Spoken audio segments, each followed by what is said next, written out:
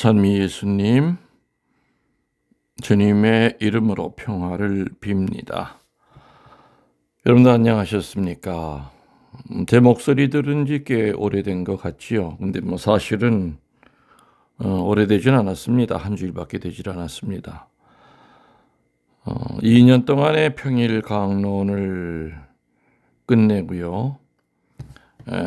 다음 강론할 때까지 조금 고민을 해보겠다 그랬더니 어떤 분들은 신부님 딱 일주일만 쉬세요 하시는 분들도 있었습니다. 1년 정도는 좀 쉬세요 라는 말이 나올 줄 알았었죠. 또 어떤 분들은 신부님 잠잘 때 신부님 강론 이렇게 틀어놓고 자면은 잠이 잘 왔는데 좀 뭐가 허전합니다. 그리고 일주일에 3번 평일 강론 들었던 거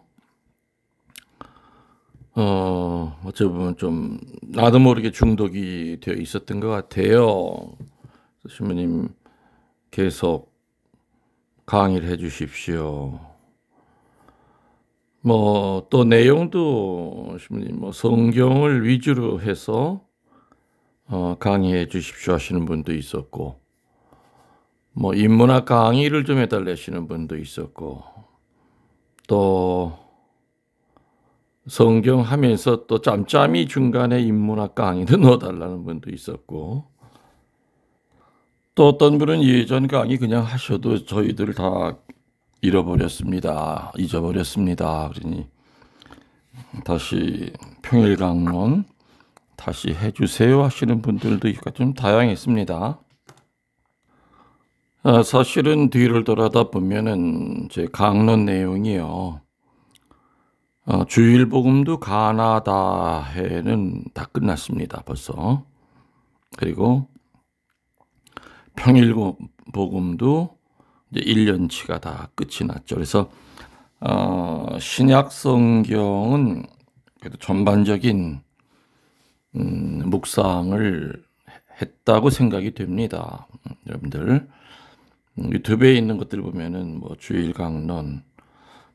강론도 제가 물론 이제 2주 4주만 하기 때문에 1주 3주 강론은 실시간이 아니었다 하더라도 녹음 파일로도 계속 올렸기 때문에 물론 제 CD도 베트에 있을 때 한국에서 최초로 주일복음 강론 가나다해를 전부 다 녹음을 전부 다 했었습니다.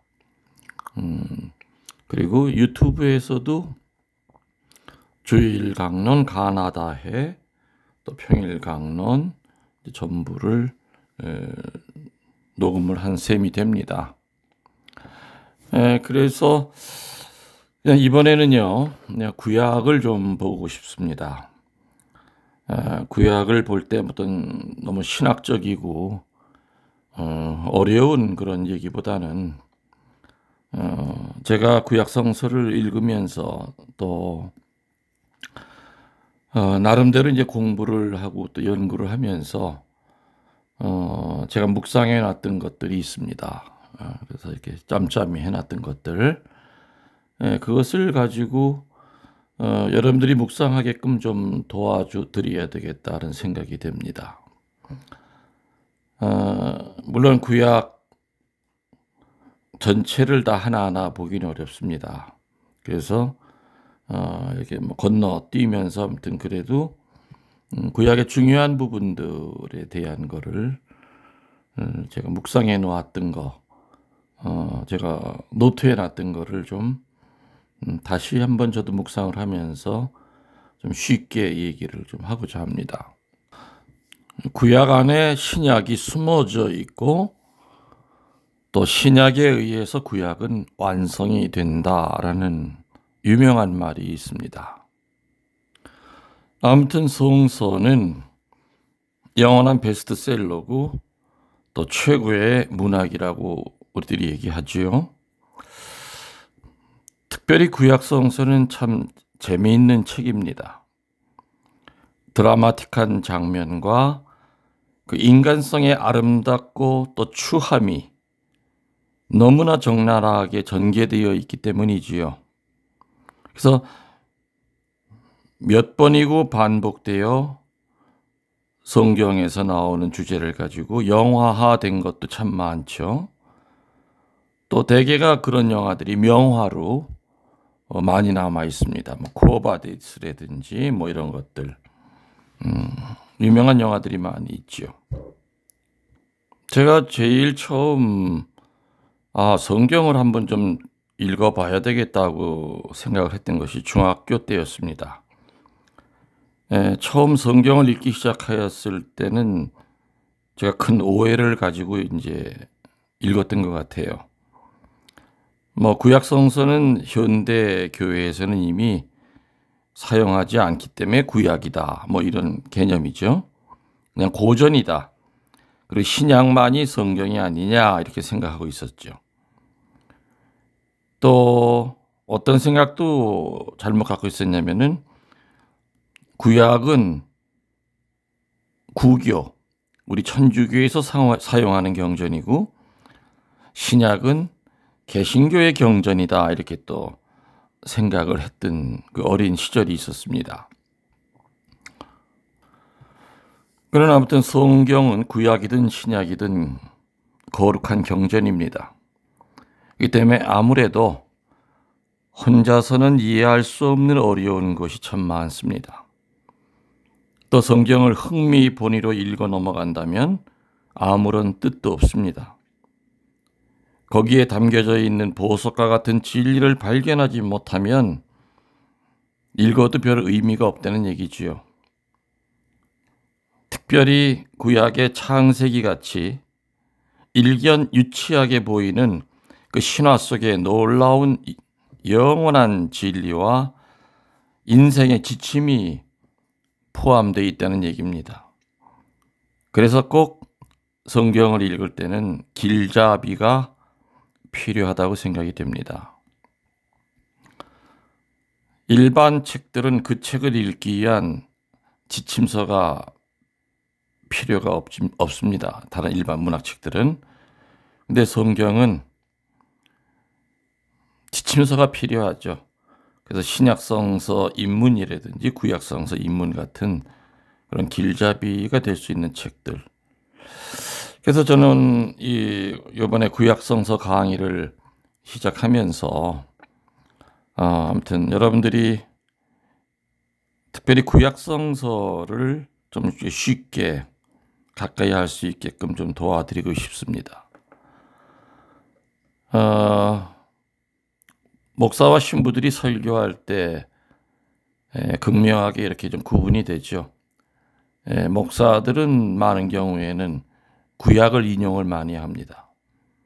또 반대로 신부들은 이제 신약을 많이 인용하고 또 중간중간에 물론 구약을 갖다가 접목을 시킬 수도 있지만 아무튼 대부분 개신교에서는 구약 성경을 굉장히 많이 중요시 여깁니다.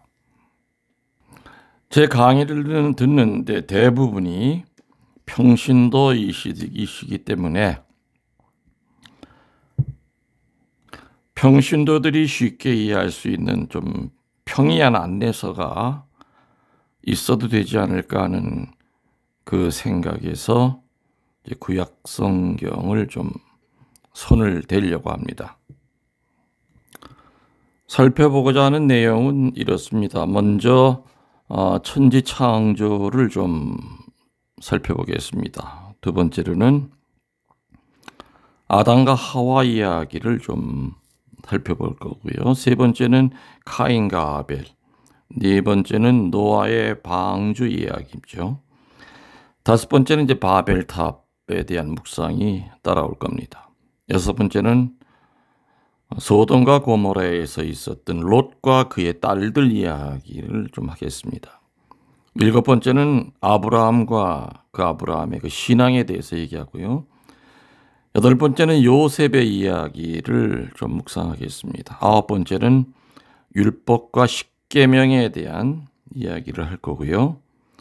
10번째는 괴력의 삼손 이야기를 하겠습니다. 판관기겠죠. 11번째는 아름다운 한 폭의 그림인 룻기를 하겠습니다. 12번째는 고난받는 사람 누구죠? 욥의 이야기를 할 겁니다. 13번째로는 시편과 다윗 왕의 공로와 그 범죄에 대한 이야기를 하고요. 14번째는 잠언을 좀 살펴보겠습니다. 그 다음에 15번째는 예언서를 좀 살펴보겠습니다. 그리고 이제 마지막으로는 이제 구약 성경을 종합적으로 정리하는 이제 시간을 가져보도록 하겠습니다. 물론 이제 천지 창조가 이 평일 강론 몇십 분 안에 끝나지는 않습니다. 그래서 어떤 거는 몇 개로 나누어서 여러 날에 나누어서 이렇게 얘기해야 될 것도 분명히 있을 겁니다. 아무튼 좀 전에 얘기 드린 대로 뭐 어려운 성서 주예가 아니라 제가 사제로 살면서 또 교우들을 가리키면서 구약에서 구약 성서도 분명히 성령의 영감을 받아 만든 책입니다. 통해서 구약 안에 신약이 숨어 있다고 했는데 과연 숨어 있는 부분이 어떤 것인가를 찾아보려고 애썼던 그 부분에 대해서 여러분과 같이 좀 공유를 하고 싶어서 이런 스케마, 이런 내용으로 15가지 정도로 구약을 좀 나눠봤습니다. 뭐 이게 며칠에 몇 번의 강의에 끝날지는 모르겠습니다만은 이 강의가 끝나고 나면은 뭐 또 다른 강의도 계속 연결이 되긴 될 겁니다. 그렇게 하시면 될 것 같습니다. 유튜브를 통해서 올라가는 요일은요, 수요일과 금요일 일주일에 2번 되겠습니다. 물론 이제 일요일까지 합치면은 수, 금, 일 일주일에 3번, 2번은 평일에 구약성서에 대한 묵상, 그리고 일요일 날은 1주, 3주는 그냥 녹음 파일로 들으실 거고요. 2주, 4주는 실시간으로 동영상으로 미사 때 아마 들으시게 될 겁니다. 여러분들 기대가 되십니까? 너무 기대하지 마십시오. 기대가 크면 실망도 클 겁니다. 솔직히 한 주일 동안 강론을 녹음을 하지 않으니까 그렇게 편할 수가 없습니다. 그리고 또 어떤 때는 강론을 해야 되는 날인 줄 알고 깜짝 놀랄 때도 좀 있었습니다. 그만큼 여러 해 동안 특히 코로나 터지기 시작하면서부터 한 사제를 통하여 말씀을 통해서 그 어려운 시기에 많은 교우들이 하느님과 연결이 될 수 있었던 거 뒤돌아보면 큰 은총이요, 또 하느님의 크나큰 섭리라고 저는 생각이 됩니다. 그래서 수요일과 금요일, 일요일 이렇게 3일 동안 유튜브 강론이 진행이 되겠습니다. 여러분들 영혼의 영혼을 더하여 사랑합니다. 전능하신 천주 성부와 성자와 성령께서는 말씀 듣는 모든 이들에게 강복하시고 또 앞으로 진행될 이 구약성서 묵상 주님께서 함께 하시기를 우리 주 그리스도를 통하여 비나이다. 아멘.